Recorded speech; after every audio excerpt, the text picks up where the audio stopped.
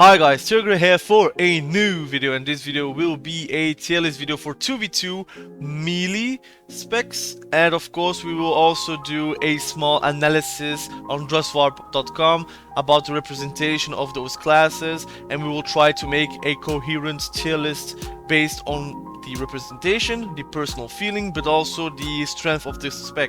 Some specs are not played because they have less flavor, or they have like internal competition. For example, affliction warlock, destruction warlock, and demonology warlocks are good specs, but often than not they will compete between each other, so it's not really precise. Like for example, an Outlaw Rogue is very strong in twos, but it's not that played. So does it mean that it's bad? No, it just means that it is just not that interesting. Or people prefer to play Assassin, or people prefer to play Subletty Rogues. So let's start this video with the analysis, and then we can make the tier list as good as we can. So I've put the roles option 2v2 EU and NA, so we have a broader aspect of the meta.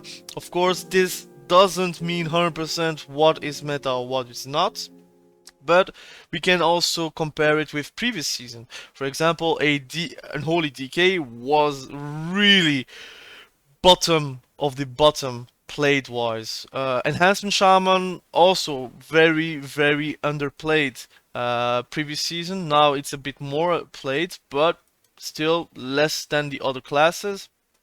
Outlaw Rogue a bit more than previous season, and Frost DK was more than Unholy Dk. So what do we see at the moment? At this very moment, the meta is shaping off to be rogue centric, with also a lot of hunter specs in twos.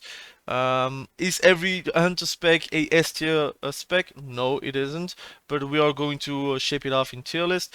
For example, a survival hunter, no one can deny that it's a very good spec in twos. I would say the most balanced, not balanced in the way of balanced gameplay, but I would say in the kit, the survival hunter has a balanced kit. It can win versus every matchup, as long as the healer and the spec combined have the powerful CDs, the powerful CCs, the powerful stops, the powerful damage, then they can win versus anyone. Like a survival hunter with a resto druid, or a survival hunter with the better spec holy priest, it can do a lot of damage, and especially with CC, especially with survival being that obnoxious versus a lot of classes, being super good versus assassination rogues, being like unkillable straight for affliction warlocks.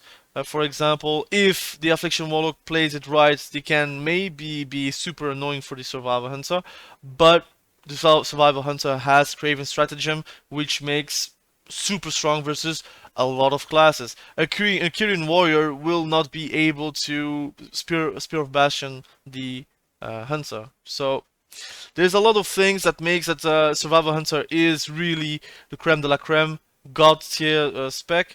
HAVOC, is it god tier? It could be, because the representation is here, but it has also a lot of natural enemies. Like for example, a survival hunter kind of automatically wins versus them because they can just root them and it's not dispellable. And people might trinket it, but it would be a very great mistake to do. HAVOC also loses versus, for example, Assassination Rogues, in my opinion. They also lose very hard versus Rogue Mage. So is it really a god tier spec? That's why I'm also taking those statistics so we can implement it in tier lists. And for example, Outlaw Rogue, like 91 played by the over the 2100 MMR, and only 2.7%. It is very low, but no one can deny that it is a very strong spec in twos.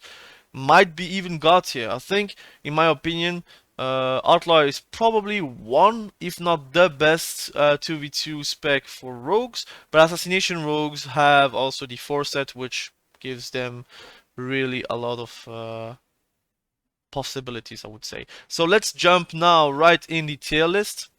You also see the Arms Warrior, the representation is a lot lower, but it is tied to Restoration Shaman being not that good at this very moment for twos, and Arms Warrior really prefers to play with a Restoration Shaman instead of with a Holy Priest, which has a lot of overlapping CDs, and it is just what it is. Overlapping CCs, my excuses. Okay, let's jump right in on the tier list.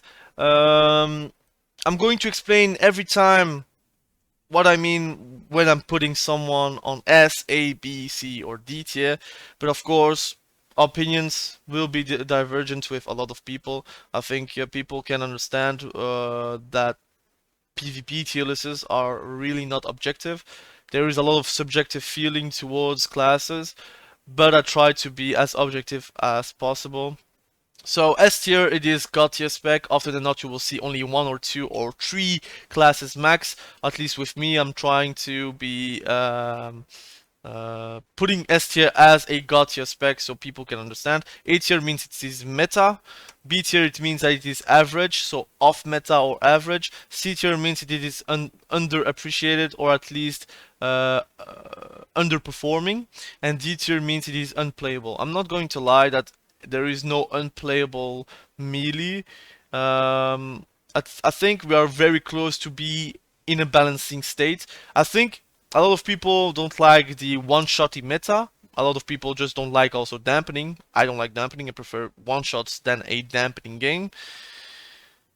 But every class, or close to every class, can actually one-shot if they have like all the stars aligned. So there is some kind of balance towards that. I think we are close to what Wrath of the Lich King, like damage wise. In Wrath of the Lich King there was also a lot of don't you remember the warrior that can 3-hit you with their trinkets and their Shadowmurn? I mean, there is a lot of possibilities to make your class very good, but of course there is in twos there is a lot of natural enemies. For example, a Assassination Rogue will probably not win versus a survival hunter. It is what it is, especially if they play with a restoration druid, which is easy to escape, or they play with a holy priest, which the healing output is through the roof. So let's start with Arms Warrior, B tier. Reason is they are actually in a collateral damage compartment with Restoration Shaman. When Restoration Shaman is not at the best state, and it is very not in a best state, Arms Warrior just dribbles down very easily. Also, the Death Stance nerf hits very hard. I mean, 10% less damage towards you, but 20% more less damage dealt towards enemies is just not worth it to press. Maybe if you see that someone is bursting, then you can press it, but often than not, I even pick another talent over that. I'm going to maybe make a guide about Arms Warrior, which I still like, but I think it is not a 2 spec anymore. You can climb as an Arms Warrior, especially you can still climb even with a Restoration Shaman. But I think they have too many natural enemies. They still win versus a few classes. I'm not like Frost DK is going to get eaten alive by a warrior, for example, because it is easy for them to stop your burst as DK. But Arms Warrior B tier, it is average, off meta. You still see a lot of participation of warriors, but does it mean that it is strong, or does it mean that there is a lot of players that played it in Season 1 and Season 2 and they just like Arms Warrior? I think Arms Warrior is maybe the most balanced class. I'm not talking about numbers, but I mean with the kit. I think every class should go towards the route of Arms Warrior, where they can switch multiple PvP talents situationally. I think the talent-wise, they are very static. There's not a lot of things that can change, but in PvP talents, they can pick every time 3 other talents, except maybe Sharpened Blade, which is super strong, but the 2 other talents can always be switched to, for Duel, for example, or Death Sentence, or Wob, and you have a lot of choices to actually put out different gameplay. Assassination Rogue is going to be A tier. I'm going to explain why it's not in God tier, because in God tier they have natural enemies. Survival Hunter always wins versus an Assassination Rogue, and I feel like when you're God tier, you should be probably King of the Jungle, or at least not having natural enemies where you see as a survival hunter, you will say, okay, if we lose this, it is natural for us to lose. We can be playing out of our minds, but the survival hunter, if they are at equal level, you will lose very easily because of craving stratagem or because of mending bandages, for example. It's not only survival hunter, you also need to see on the other compartment with ranged classes like BM hunters, maybe a little bit less marksmanship hunter, but they can still be annoying for you, and they have also a lot of healers that can dispel your poisons, which can actually be annoying. Also races like dark iron dwarfs can just dispel it, so that's the annoying part, I think, for Assassination Rogues. In trees, it is a bit different because you have 3 targets to actually apply your burst with sepsis. But for now, A tier. It is not bad, it means it's meta. Remember, God tier, meta, average. Alright. Enhancement Shaman, average. I could put it in C tier, but I think Enhancement Shaman has a lot of builds that they can play, so it's actually fun to play, I think.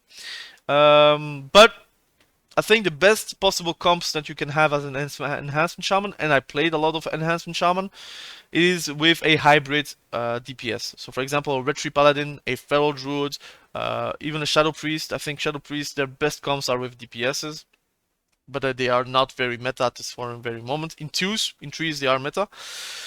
They could also play with a warrior, like a fury warrior that is specced with the impending victory, so they can heal themselves also.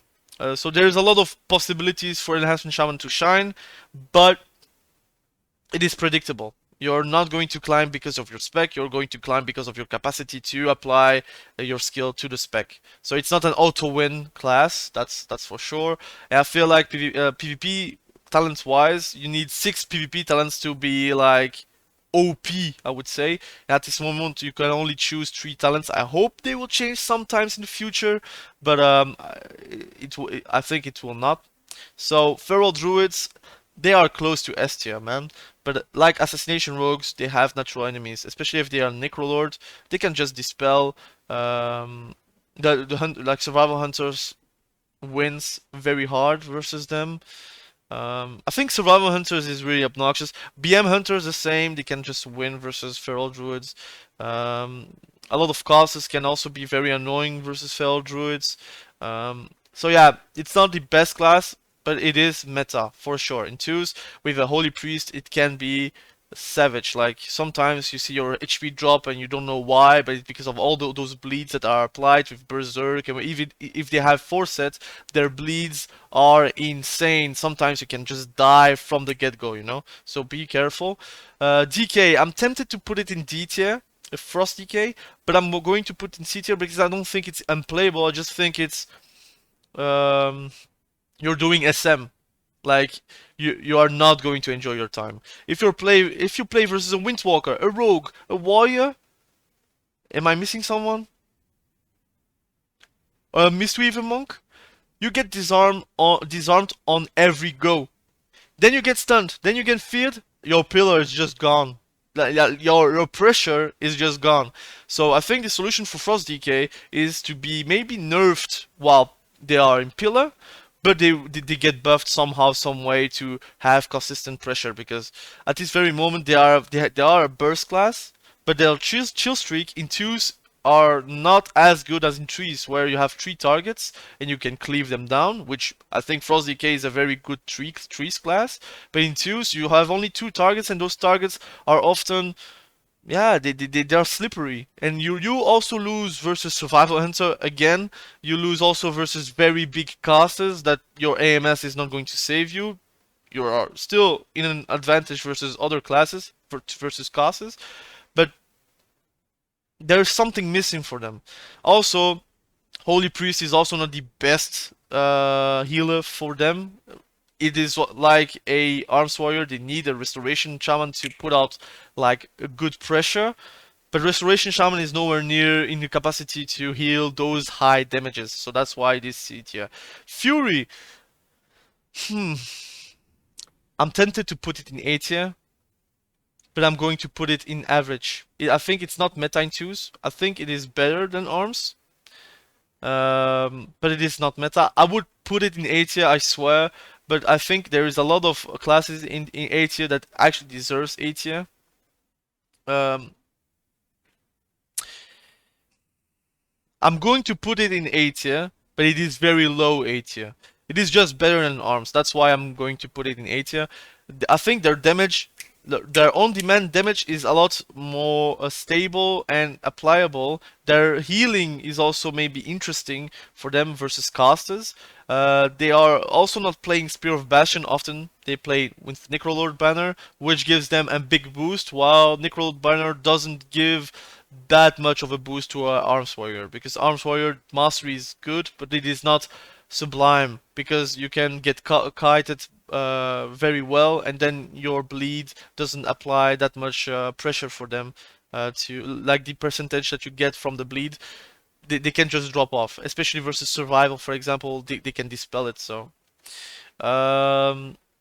yeah, I think Fury is better. They have a lot more better matchups, and I think personally they can still win versus survival. I think Fury Warrior is one of the classes that can actually cleave the survival hunter very easily down, and they have also a PvP talent that gives them a root break, which is very strong versus survival hunters because they like their steel trap. But if you get steel trapped, you can just root break.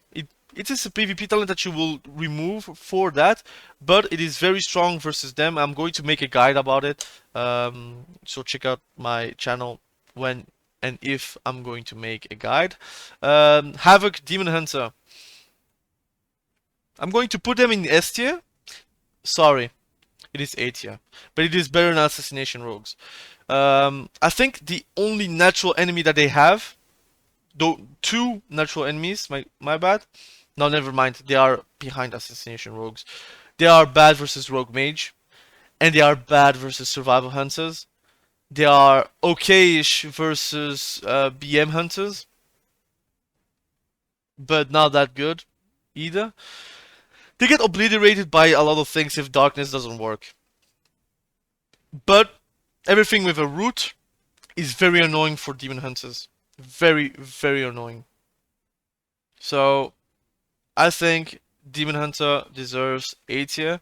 It is meta, that's why, but I think it's not God tier. My bad. It is not God tier. God tier is Outlaw Rogue. Outlaw Rogue is very God tier. I think it is really a ebb and flow and back and forth fight with a survival hunter. If they are facing versus each other, they can kill each other reliably, I would say. Outlaw Rogues have nasty CC. Survival also has nasty CC, but I think a 7-second stun into a sap, into a blind, there's a lot of things that an Outlaw Rogue can do to make you proc your trinket, and then on the next go you're going to die.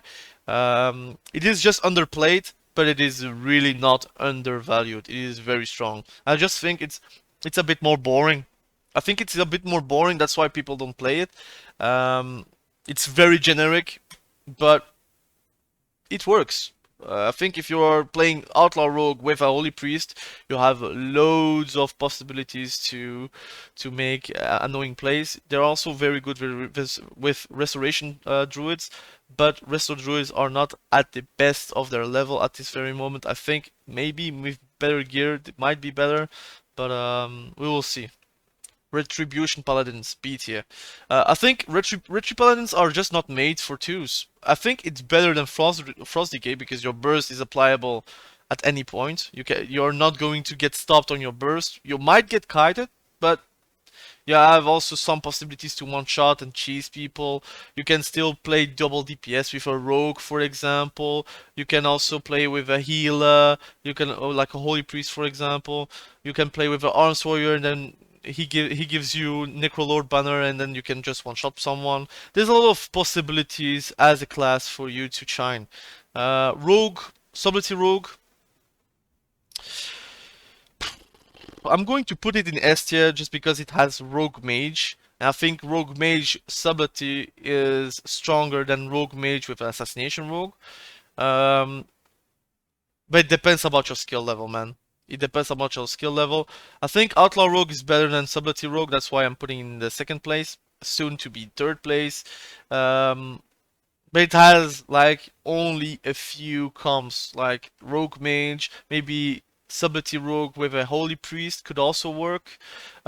Subtlety Rogue with a Boomkin can also work, although that's suboptimal. With any hybrid can work. With a Marksmanship Hunter, it can be very bursty and very annoying to deal with. Yeah, there is a lot of possibilities, I would say, but it is not the top spec. I would say Survival Hunter are the top spec at this very moment. I think it speaks for itself. It is a very strong class. Has little to no counter, and if they have a counter, it is a soft counter and not a hard counter. They have loads of damage. They can be melee, they can be ranged. They have multiple builds too.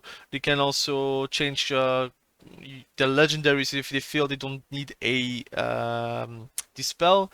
They have really an insane kit for twos.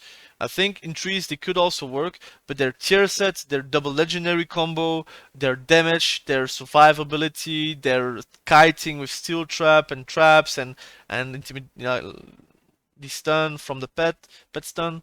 So there's a lot of possibilities for survival to shine, and I think it deserves a spot.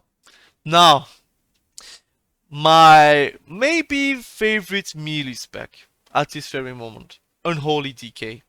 And what a comeback it did. It is a lot better than Fury, but that's why, because there is it could be between A and B, but Unholy Dk, when it plays with a holy priest, for example, or even even if you play with a holy paladin, or you play with a restoration shaman, it can carry people. Like, it is very strong into casters. It is actually very strong versus a lot of them, but not versus survival hunters. They are also very strong versus rogue mage. They can really be annoying for rogue mages, especially if they have 4 sets, especially with all those zoo gameplay, I would say. It is very strong. You will have a hard time to reset versus a Unholy Dk, and I really appreciate Unholy Dk at this very moment. I feel like a lot of people just need to switch their mindset for that spec, because previous season it was not very good for Unholy, although I think, in my opinion, Unholy Dk was better than Frost previous seasons. But now Unholy Dk is back on the menu in twos and in threes, so be careful if you're playing versus an Unholy Dk, man. They can just burst like this, and you're done. And if you are under 35%, it procs the Soul Reaper from the 4 set, the zoo will just kill you. Only the pets will kill you. You don't even need to worry about the DK. You will need to worry to run away. So Unholy DK, very strong. I recommend to play. It is also very fun. I think it's funnier than Frost DK, and really great changes from Blizzard. I think they need to nerf maybe a few classes or few specs, but I prefer that they actually buff a few specs instead of nerfing what there is, because you don't want to create a dampening meta either. And I think the balancing is very close. I just think if you think destruction warlocks are OP, they just need to remove that trinket, and then it's a bit less OP. It's stoppable, I would say. But with the trinket, it is very annoying. I'm going to be honest. Like, if you're stunning the warlock and he comes with a innate silence protection, I mean, you need to sometimes waste a CC to CC him. That's the that's the issue. Anyways, Windwalker, the last spec. That's an annoying spec to judge. Is it better than the Holy, or is it worse than the Holy? I think Feral Druids are better. I think HAVOC is better. I think Assassination Rogues is better. Um, I'm going to. It is a hot take, man. I'm going to put him behind Unholy Dk. It is probably super bursty, very strong, but God, it is so squishy, man. And the difference between a very good Windwalker and an average Windwalker, it is just night and day, man. That's the issue, I think, from Windwalker. The skill gap is the skill ceiling is very, very high, and the skill floor is also very high. And yeah, sometimes you have an issue with Windwalkers. I understand, especially if you're a caster, I can understand.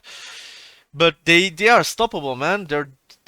They have like little to no defenses. Sometimes they overextend because their kit demands it, and I think the double legendary is not that good for Windwalker. It is useful to have multiple brew, but it is not that good. So this is my tier list. This video will be a bit long, but it's because of the analysis, but also the discussion about every spec and every class. I hope you watched till the end. Anyways, I can understand why you would jump from spec to spec, but if you like that content, please subscribe to the channel, like, comment below what you think about the tier list. I'm pretty sure you will not be okay with every spec or class because I have a different opinion than most guys, but I think we are close to the most accurate tier list at this very moment. I think Frost DK is probably one of the worst class and specs in the game with arcane mages, and arcane mages is a debate that we can have on another day. But yeah, let me know in the comments below, let me know on the forums, let me know on Reddit what you think about the video, and also be sure to subscribe if you don't want to miss the ranged tier list that I'm going to put out Friday, and I'm going to also make a guide for next week for a class. I'm thinking about one of the classes that I'm actually maining at this very moment, and yeah, have a great day, thank you for watching, and of course, be safe. Bye.